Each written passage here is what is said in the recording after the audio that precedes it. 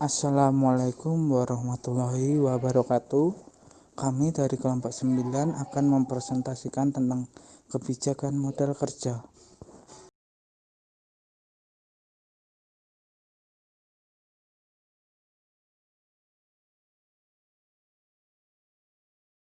Di sini saya akan menjelaskan mengenai pengertian modal kerja. Modal kerja merupakan modal yang menjadi kebutuhan dalam pembiayaan semua kegiatan supaya usaha berjalan dengan sesuatu rencana yang telah dibuat. Modal kerja juga diartikan dengan sebagai kelebihan aktiva lancar pada kewajiban atau hutang jangka pendek. Kelebihan itu adalah modal kerja bersih. Definisi lain dari modal kerja yaitu sebuah investasi perusahaan dalam aktiva jangka pendek seperti kas maupun sekuritas yang mudah dijual, persediaan dan piutang. Lalu modal kerja bersih yaitu pengurangan aktiva lancar dengan hutang lancar.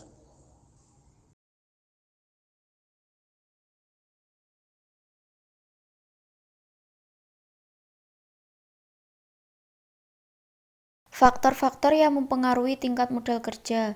Yang pertama, faktor-faktor yang mempengaruhi aktiva lancar. Beberapa faktor mempengaruhi besarnya aktiva lancar relatif terhadap total aktiva. Faktor-faktor tersebut yang pertama, karakteristik bisnis. Sektor usaha mempunyai karakteristik yang berbeda satu sama lain, termasuk dalam penggunaan modal kerja. Yang kedua, ukuran perusahaan. Perusahaan kecil cenderung mempunyai modal kerja yang lebih tinggi dibandingkan dengan perusahaan besar. Komposisi aktiva lancar dan kewajiban lancar untuk perusahaan besar dan kecil bisa terdiri dari 65,5% aktiva lancar dan 32,8% utang lancar untuk perusahaan kecil. Sedangkan komposisi untuk perusahaan besar adalah 31% aktiva lancar dan 24,4% kewajiban lancar. Kemudian yang ketiga, aktivitas perusahaan. Jika perusahaan meningkat aktivitasnya, aktiva lancar dan utang lancar yang bersifat spontan juga akan meningkat. Semakin tinggi penjualan, dengan demikian akan semakin besar aktiva lancar suatu perusahaan. Kemudian yang keempat, stabilitas penjualan perusahaan.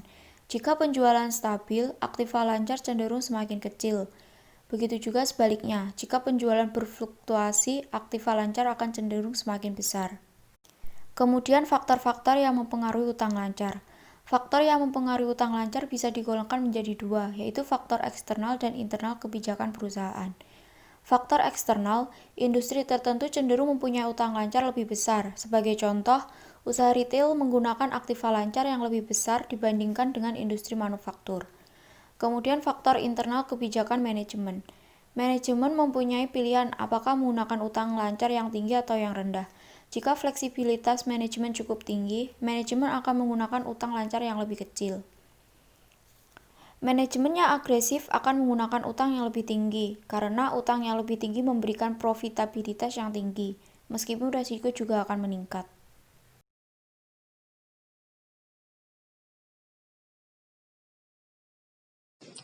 Strategi modal kerja. Ada 3 dasar strategi keuangan perusahaan. 1. Strategi agresif adalah suatu perusahaan membiayai kebutuhan modal kerja musiman atau variabel, dan sebagian dari kebutuhan tetapnya dengan dana jangka pendek, dan sisanya merupakan kebutuhan modal kerja permanen. Pada strategi ini, resikonya cukup tinggi, tetapi dapat menghasilkan laba yang tinggi. 2. Strategi keuangan konservatif adalah di mana suatu perusahaan membiayai seluruh proyek yang ada dengan menggunakan dana jangka panjang dan pengeluaran darurat yang mendadak dan tidak diharapkan menggunakan dana jangka pendek. Pada strategi ini, mempunyai resiko kecil tetapi juga hanya dapat menghasilkan laba yang kecil. 3. Strategi keuangan kombinasi adalah suatu perusahaan menetapkan pembiayaan campuran dengan kombinasi strategi agresif dan strategi konservatif, yaitu menggunakan dana jangka pendek dan juga menggunakan dana jangka panjang.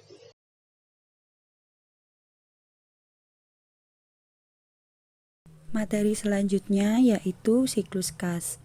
Pengertian siklus kas. Siklus kas merupakan perjalanan kas yang dimulai dari kas dikeluarkan untuk membeli bahan-bahan sampai kas dikembalikan lagi atau piutang dibayarkan. Siklus kas bisa dihitung sebagai berikut. Siklus kas sama dengan periode pengumpulan piutang ditambah periode persediaan dikurangi periode pembayaran hutang dan rekening akrual. 2. Menggunakan raca untuk menghitung siklus kas. Kita akan menghitung perputaran untuk setiap komponen modal kerja atau aktiva lancar dan hutang lancar.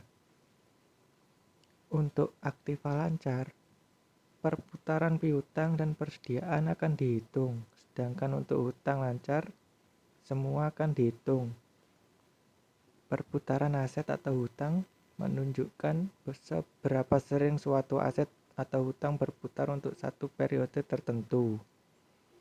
Jika kita mengetahui perputaran suatu aktiva atau hutang, kita bisa menghitung periode siklusnya.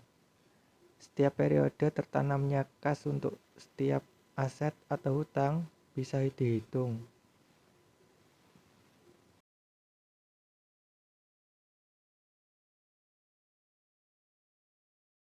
Selanjutnya, memonitor modal kerja atau posisi likuiditas.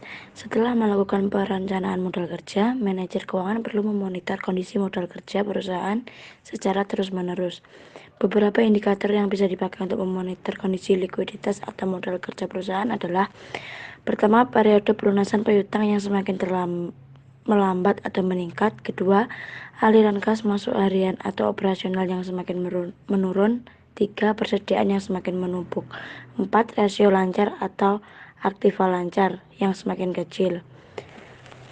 Selanjutnya, setelah permasalahan modal kerja terdeteksi, manajer keuangan bisa melakukan beberapa langkah. Yang pertama, mengendalikan tingkat persediaan. Kedua, mengendalikan investasi pada piutang. 3. Mengurangi atau mengendalikan aliran kas keluar yang rendah prioritasnya.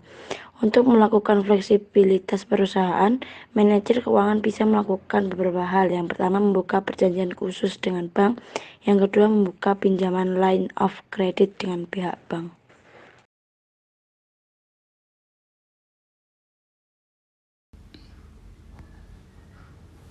Demikian presentasi dari kelompok kami, yaitu kelompok 9. Mohon maaf jika ada kesalahan dalam penyampaian materi, dan jika ada yang kurang jelas bisa ditanyakan melalui kolom komentar di bawah. Sekian dan terima kasih. Wassalamualaikum warahmatullahi wabarakatuh.